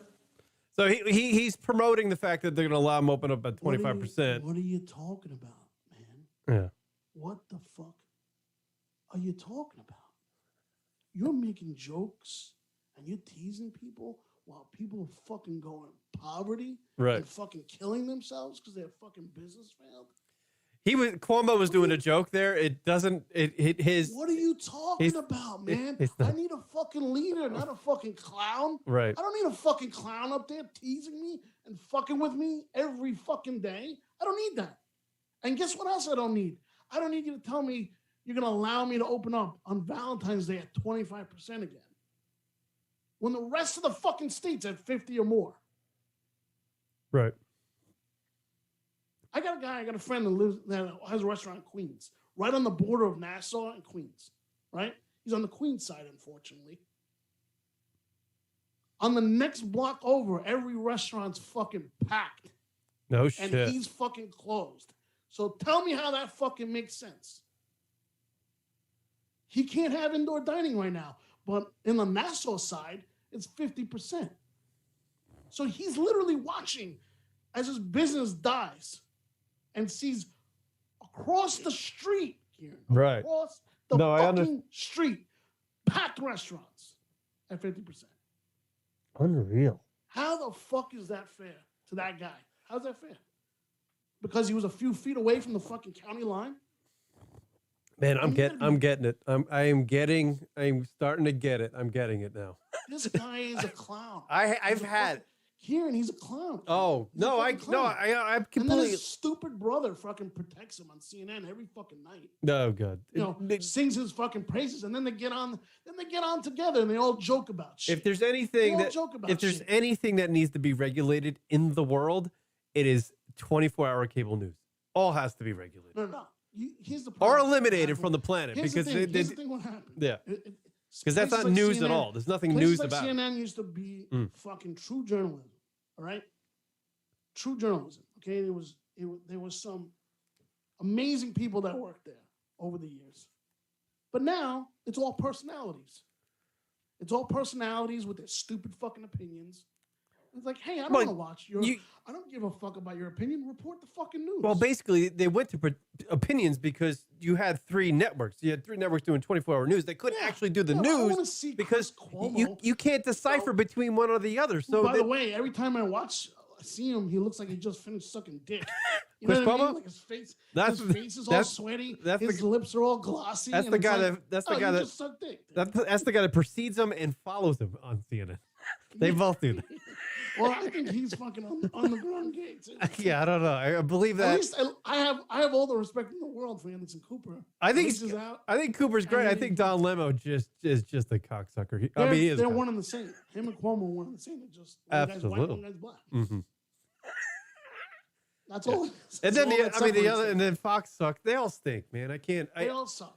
Chris, I don't know. We haven't spoken in a while. I eliminated my cable for the simple fact that I don't even want to see news anymore in my life. I don't want to see it. I don't care. You could also just do it watch it online. I know. I can't get rid of it. To be honest with you, I don't want it. Like I don't want to. I don't want to have the Listen, power I to watched watch. a lot of it during the lead up to the election. Yeah. But that's it. I was done. I had my fill. Just done. Yeah. I was done. So I think your story, I mean, I'm not trying to give Barstool a fucking plug here, but that dude does have $30 million in a fund. He does. And your story's good. And I guarantee you he knows what the stand is, or at least the people there do. And they know probably things that KFC follows us. Yeah. So, yeah, you have, maybe fucking, I don't know, do something. I mean, Chris, if this is not you did an hour and 21 minutes about your story, you can listen to it here. Like, just put him in, listen to this. This is an hour. I know he probably doesn't have an hour to listen to it, but Christ almighty, it's a fucking nightmare, your story. I don't know. I don't know what to do anymore, to be honest. Your club was a club where, guys like Kevin Hart and Andrew Dice Clay and fucking Artie Lang. And everybody's like, oh, how come you guys can't just go to all the big comedians and ask them to donate to save the space or keep it going? It's like, I'm not. No, why? Responsibility? It's not. Yeah. It's not Kevin Hart's responsibility to save my fucking comedy club. Yeah. I mean, look, we've been a few times. He's a nice guy. I get along with him when he's here and when I've seen him in LA. But what are we talking about? I'm gonna go ask him for fucking money. Yeah, you're gonna run up to Dave Chappelle and go, hey, how about a few? There's some people that go, hey, you took the risk. You got to deal with it now. It's like there's this guy on fucking Twitter. I don't even want to say his name or whatever, but he's basically calculated everyone's worth. All the comedians, like all the big comics, worth Jerry Seinfeld, all that. Yeah, it's like if they all just put in this amount, they could save all the comics. It's like that's their fucking money, dude. Yeah, they earned it. What am I gonna do? Yeah, you guys got to kick back to us. No, they don't have to do that. They don't have to do anything. Right, because what I mean? Like when they perform on our stage, that's them basically giving us something. Yeah. Let me do that. I want to get back to that. Let me get Jerry Seinfeld on my stage. Let me get Kevin Hart back on my stage. That's what's gonna fucking give me, enough to survive. Right. Let me do that. If you let me do that, I promise you we'll be here. I was simply just trying to point out the fact that it's not like Chris runs an establishment that has like open mic nights every night. I mean, he has, the creme de la creme, the A-list, the guys, the legends, the future legends that come in and perform on his stage. So it's not like we went from a 2,800 square foot space on 3rd Avenue to a 9,600 square foot space on 16th. Yeah, with 2 stages. With 2 stages. Understand what that is like for everybody. We tripled in size. Right. And now we're empty. We did it because we wanted, like we knew it was something we had to do. Like it was the right thing to do. To compete. We needed to compete, to expand our business, Mm-hmm. to actually make a consistent profit and, give back to the employees that have been here. Right. The fact that I can't give raises and I can't fucking, do what I want to do. Like the core managers that have been here with us the entire time, the fact that we had to cut back a little bit on their salary is fucked up. Yeah. because we just can't afford everybody. But if we cut back a little bit, we can afford to keep them on. So in February, are you going to be able to do something again or no? On the 14th, he's allowing 25%, which, by the way, so like what happens? That means rent kicks in. So now we owe rent, right? Right. We have to probably bring in a few extra employees because we have to anticipate having people inside. But again, 25% and really not able to use the outside yet because it's still fucking cold. You're operating literally on just that 25%, and it's just not enough, man. No restaurant can survive on 25% capacity. And think about, we have a bigger space, so we can have a few extra people here. Think about a restaurant that has 20 tables. Right. At 25%, And that's not they're operating on 5 tables. 5 fucking tables. That's insanity, dude. In New York City, I mean, to do that in the middle of Kansas would be hard. To do that in the middle of West Virginia would be hard. To do it in New York City is it's impossible. It's impossible. It's impossible. Yeah. So it's like, what are you doing? Unless you're charging like $600 a burger. What are you telling us at 25%? Yeah. You're telling us I don't give a shit enough about you or your restaurant, Right. or whatever the fuck you do. Because I got the rest of the state operating at 0.5%, Yeah. half capacity. But you guys, fuck you. Right. Fuck you. Unreal. I mean, you're literally drowning all of us. You're taking our heads and you're pushing it in the water. And one by one, they're dying. You're killing them, not them. They're not killing themselves. They're trying to survive. You're literally pushing their heads on the water. Is this like, I mean, I don't know. It's like, I'm like wondering if they're taking advantage of the COVID just to get rid of small business. There are they? I feel like that's what it is. I feel like there's some kind of windfall. Yeah. That's basically they're gonna make a deal with fucking corporate chains, so let them sweep through Manhattan, and get rid of any small business there was. Because what you have described, anytime the government gets involved with you, or you have to go and talk to the government about some help or something, there's nothing but snafus after snafu in the literature they give you, in order for you not to have to like the loan thing to have to pay it back. Look, I went to college. My brother went to college. Are we the smartest people in the world? No.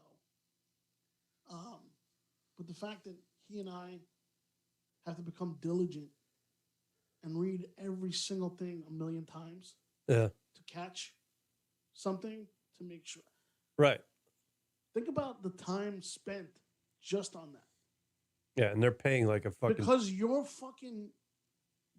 language is so warped, I have to point out the absurdities of it in order for us to actually get anything. Right.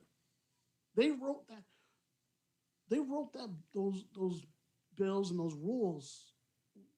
Some fucking lawyer did it. Right. And I would imagine it was constructed... Some lawyer within the government, whoever the fucking attorney, whatever the fuck. I would imagine it's... That's who's right. They're not consulting restaurant owners. No, They're but not saying, they wrote what it... do you need? I think their intention was to make it confusing for you to say, fuck it, I don't want to take the money, and then make it certainly confusing for you to, if you wanted to take it, then you're going to fuck up and have to pay us back. When they first gave you the PPP it's a win-win loans, for them, I think. When they first made you apply, when they first had you apply for the PPP loans, the rules changed. Kieran, I kid you not, on a weekly basis. Yeah. You know what we did when we got the PPP Makes loan? fucking sense, man. It's the government. You know what we did? We banked it. We banked the whole loan. We said, I don't know what the fuck is going to happen because they keep changing the rules. So I'm not using it until I get fucking full clarity. Yeah, that's smart. Because if they fucking change the shit the way they've been changing it against us, I'm just going to write a fucking check and go, here, you can have this right back. I'm not taking it. Yeah. Because that's how fucked up it was. So it took about 3 months after we got the fucking loan to actually start using it, because we just were scared that some other fucking rule was going to change. Right. You would do something, and then the rule will come in, and you're like, "Oh Yeah. fuck, we just screwed up." And they Not go, hey, knowing. that's not allowed. We're not going to forgive that. Right. Yeah. Right. So now, Then you got to get lawyers involved and go to court. And Oh, it's ridiculous. what a fucking nightmare. It's ridiculous. And It's so unfortunate. I mean, insult to injury. Like our license is not expiring anytime soon. But there have been friends of mine that have liquor licenses coming up for a renewal, yeah. knowing how desperate everybody is. Why don't you just extend it through this period? Right. No, they wanted their fucking money in the state. Right. Fuck you. They Pay me. wanted their $5,000 for the fucking liquor license renewal. Fuck you. Pay me. $5,000 at a time like this. Yeah. For liquor. And you have to pay it Right. all at once. They don't do payment plans. Yeah, things yeah, like yeah. that. You have to pay it. Otherwise, you got a 30-day time period, and they take your license. No And shit. so a guy who has a bar, Mm-hmm. right, who can't open right now because he doesn't have food, it's just a bar, but he has to still pay for a liquor license that he can't use. Holy shit. Think about how warped. Yeah. It's warped. It's warped, dude. It doesn't make sense. It's an absolute. I don't know. I mean, think about it, man. Just think about the absurdity of what you're doing. You're asking me for $5,000 to renew my liquor license, but I have no idea when I can use it again. None. This is like it really sad. I mean, is there anybody else in that facility with you right now? Are you the No only? one here. And no one's That been here is since New York. 6 o'clock. That is New York City right now. Right now, currently, Cris. I had a guy who came here for brunch at 2 o'clock, and he stayed till the end. And that's it. Just because it was unlimited mimosas. We do that brunch promo where you Yeah. come and eat. Yeah. And you can drink mimosas or Bloody Marys, all day long. So you are sitting in the So middle. I lost money on that guy because he just kept drinking. You are currently sitting in a 9,600 square foot comedy club by yourself in the middle of Manhattan in a snowstorm. Yeah, thanks to you. Thanks to me to talk on this little podcast. Hey, it's good to get your story out there, though. I mean, it's terrible. I mean, that place used to be such a vibrant, before COVID, that place was so vibrant. I'm not trying to brag. It was great to see it Yeah. as vibrant as it was. It was talked have- like it to was. have experienced a year away, meaning Yeah. from our last location to the new location, we were gone a year, right? Right. We were doing pop-up shows all over the city and stuff just to like keep the fan base, fed. Right. Keep the name out there. But to be away from our home for a year, to have it open, to go through tragedy, to fucking face this pandemic, it's fucked up. It's fucked up. And it takes a toll on all of us. We're all, we're now 3 partners. Used to be 4. And because it's 3 and not 4, the toll is even greater because 3 of us now have to make up for the 4th. Right. And, I got to say, there's been a lot of emotional moments in that we would say, certainly many times, we can't let this fail because we don't want to let it fail for him. Yeah, I understand that. We don't want that to happen. We want his kids to have a place to go for years upon years, to feel like they're part of something too. This is what my dad. Their father built and Yeah. their father was a part of. Not just building the location, but building a culture, and understanding how important that was and still is. Because it's not just a restaurant. It's a place where comedians are nurtured. It's a place where creativity is nurtured. It's a place where, we do have a fantastic restaurant, and it's a great place to hang out. And people literally come here to have joy. And it's all he ever gave a fuck about. He didn't even know whether or not we'd make a fucking dime off this place. But the fact that there would be people enjoying themselves in something he Creative. took part in and created, that's what motivated him. And that's what motivated me and everybody else. And we did it for the right reasons. Like, listen, I mean, I like the same guy who I told you, like who I invest with and says, fuck off if I ever tell him how to, invest money or anything like that. Yeah. That same guy said, you'll never make money in the restaurant business. Yeah. Don't do this to yourself. Right. To a man, we were all told, don't do this. Right. Because you will never make money. They're right. They're absolutely right. But it's not through your own. It's not because of lack of talent or creativity. We were advised. Yeah. Despite what we were advised, we did it because we had a passion for it. Right. We did it because we felt it was needed.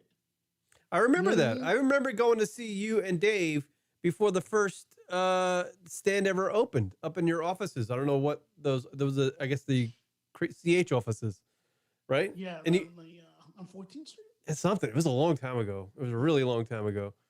And yeah, I remember just being up there, and you were talking about we're building this comedy club, and it's pretty much based around how us as a group view comedy. We want to have a place where people can go and do uncensored stuff and create a home. Yeah, Create a real home for comedians. Yeah, we're not home for comedy fans. Yeah, home for comedy fans. What we wanted was to we wanted to lift up the fucking what the idea of going to a comedy club was supposed to be. It wasn't supposed to be some divey place with 2 drink minimums. It was supposed to be a place you would go and hang out for 5 hours. Right. The culture. Even if you were by yourself, you can come here, watch 2 shows if you wanted, watch 3 shows if you wanted, have dinner, drink at the bar, meet new people, create friendships. There have been people that have met here, that got engaged here, that have gone on to get married. I mean, like it's a special place for those types of reasons, right? I mean, and every restaurant has those stories. And to be treated the way we're being treated, it's like really, man? Do we really got to deal with this? And what's even worse is this guy, for some reason, has it out for fucking comedy. Cuomo. He singled us out one time in a radio interview he did. Andrew Cuomo. Andrew Cuomo singled out comedy clubs and said, "Are they really essential? Do we really need to laugh? Go to a place and laugh. Now I'm an Andrew Cuomo. You can do that at home. And but your fucking press conferences are a ball of laughs. Right? Yeah, here it is again, right here. Make jokes about your Get engaged family and on the fact that you're Valentine's Day. single. Yeah, get engaged on Valentine's Day and have the party on the 15th. And basically, so he's saying have the party in March when they're allowing gatherings of up to 150 people. Oh, in March. Yeah. Outdoors. Yeah. Guess what's outdoors? City fucking parks that you have to pay for permits to get married in. You fucking cocksucker. City and state parks. Kieran, where else can you get married outdoors? What's happening, my home state, dude? What's happening, my home state? You got some restaurant, some rooftop places, Yeah. I'm sure, that are going to charge an arm and a leg to fucking get married in. But otherwise, if you want to get married outdoors, you get married on state and city beaches and parks. Yeah, And they're going to charge. are clubs like this Comedy Cellar in Caroline's and those? No one's open, man. They're all No one's fucking open. done, huh? No, Everything's the- closed. The Dangerfields called it a day. That's the oldest Yeah, club in New York. that's right. Yeah, They basically said, we're done. We're not coming back. right. Creek in the Cave was a small indie theater in Queens, in Long Island City. Did a lot of alternative comedy. Yeah, And it was run by a woman, Rebecca Trent, who's basically like the mother hen of comedy in New York City. Everybody who knows. She's gone, and she had been there for over 10 years, and she's just gone. And it's fucking sad because she helped so many people at that venue along the way. And I mean, she couldn't make it. She couldn't make it. Yeah. She couldn't make it. She got the initial loan, but she couldn't make it to the next loan. It's over. I mean, think about it. You spent your last 10 plus years building this fucking place. And you saw the highs and lows of it. You watched amazing things be created there. And now it's gone. And you no fault of your up, own. And you wake up every morning, you look at yourself in the mirror and you say, what do I do now? Right. this was my life. Right. I have nothing else. What do I do now? And that's what people are saying. And there's some people who fucking, hurt themselves. There's some people that become even more dire. Because what do they have left, man?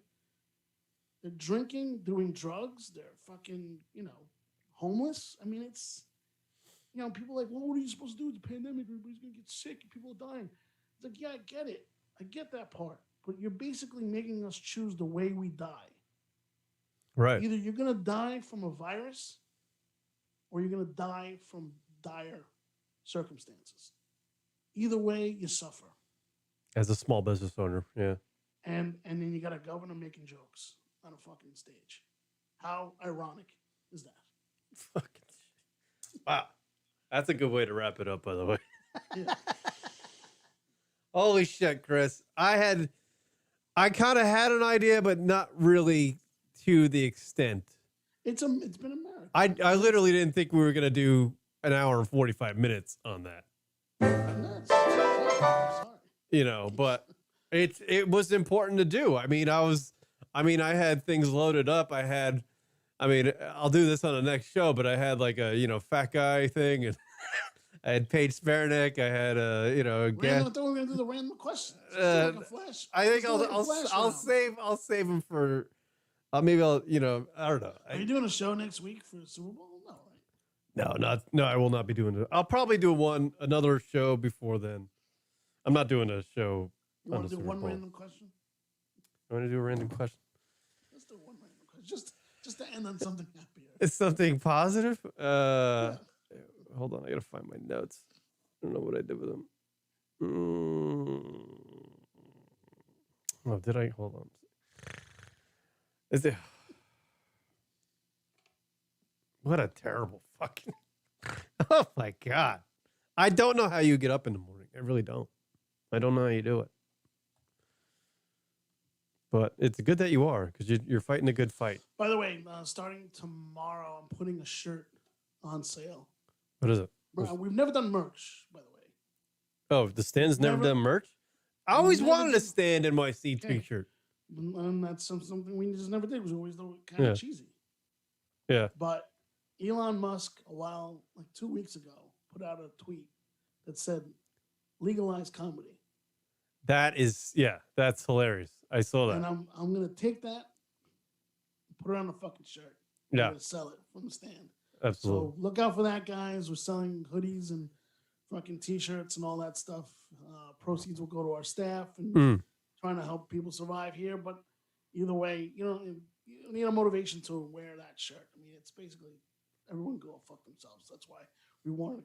I want one of those. I'll pay $60 for a legalized comedy. I think it's much cheaper than that. I'm just saying. I appreciate it. Just to help out, I'll pay $60. I think we're doing like $20, $25. That's fine, but make it $35. Give you an extra. People selling $35. No problem. I mean, fucking Mark Wahlberg's got a whole fucking line of bullshit out there. It's the worst name for fucking goddamn a line of clothing. What is it? It's called Municipal. It's called Municipal, right? It's like you know what it was? What? He basically just said, let's take the most corporate or political state word, most boring word, and see if I can make money on it. Right, and you think it would be like a clothing line developed like low prices for the working class. A T-shirt is like $65. Mark Wahlberg is so backwards, dude. Fuck that guy.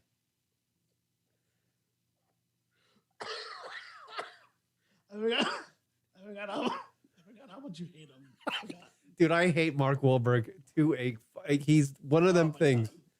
He's just, it just annoys me that I don't know for certainty, but I know he's the biggest colossal douche ever. And if I don't agree. But I get it. Personally, like if you couldn't hang out with a guy and be he's like, a really cool guy. I don't think so. Have him come to the club. You hang out with him for a night. I guarantee you at the end of that night, I've met his brother. Yeah, I'm sure he's great, but Mark, in particularly, you're going to be like, that guy rubbed me the wrong way. You know? All right. Yeah, I'm telling you. I just know it. I can smell it. Like I can smell, vagina. I'll find out. I'll do some digging to see what kind of person he is. I'm telling you, there's somebody I've never you heard know. anything bad. I've never heard anything bad about him. Yeah, but he's such a dude. The guy's worth like $500 million. Look what he did with Michelle Williams. He gave her. It was that movie, All the Money in the World. He had to come in to replace Kevin Spacey after the whole sex thing. Yeah. And she was getting paid like fucking peanuts. And they gave him like $10 million to come in after everything was filmed and to do all the Kevin Spacey scenes. All right, I'm not saying the guy hasn't done everything. And she was like, look, I'm not here to complain, but, $10 million. I've been working on this film for, 2 years. Right. And he gave her fucking half his money. All right. I mean, I guess he's done some good things. I mean, come on. Shithead doesn't do that. That's a guy with a conscience, so you're going to, Yeah, but do you think he didn't benefit somehow? Like he didn't have to do it. He could have just shut his mouth and not said anything. I'm just saying. There's something about him. I'm just saying. I don't know for certain.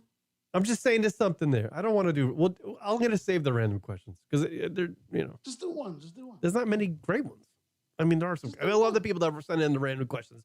Random question at lunaticradio.com. Random question at lunaticradio.com. It's the only fan interaction of the whole show. Yeah. Okay. Here's a random question. If you could have dinner with anyone, who would it be? And another additional random question. Alive or dead? It doesn't matter. Yeah. He didn't specify. That's from Michael Beasy. It's a sentimental thing. I mean, it's definitely gonna be someone alive or dead. Yeah. Anybody. I mean, I got the go-to is I lost my cousin a long time ago to Hodgkin's disease. She'd be the number one person I would go to dinner with. Come on, man. Michael Beasy sent that random question in. If you could have dinner with anybody, who would it be? Mine would be absolutely. I'm thinking about in the moment. I live in a moment.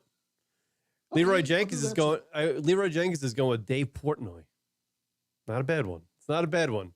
Leroy's big into the Dave Portnoy, I guess.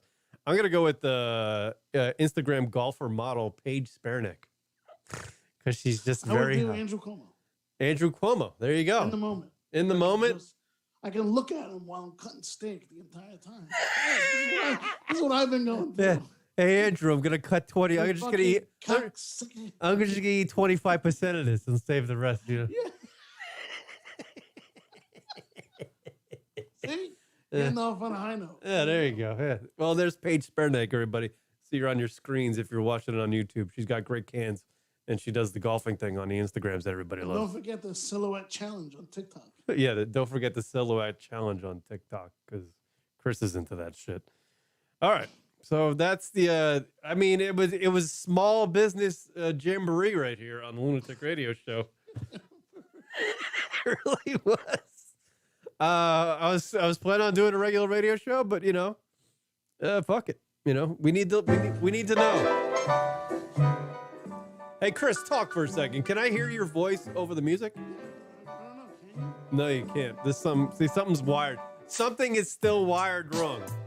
Damn music. Yeah, I'm gonna cut the music because I want to hear you say goodbye. So thank you for checking out Thanks the. for listening to my drivel for the last 2 hours or whatever it's been. I appreciate the time to vent. If anyone hears it, just know that there's a lot of people worse off than even we are. Yeah, and it's a pretty bad fucking time for people. Is the Stan NYC on TikTok? It's not. Yes, it is. It is. Yes, it is on all social media. The Stan NYC. The Stan NYC at the Stan NYC on all social medias: Instagram, Twitter, TikTok, and whatever the fuck else is out there. The country needs to hear this story. Leroy Jenkins. Yes, absolutely. All right, everybody. We'll see you next time on the Lunatic Radio Show. There'll be one more show before the Super Bowl. Okay, I'll figure out when. Later.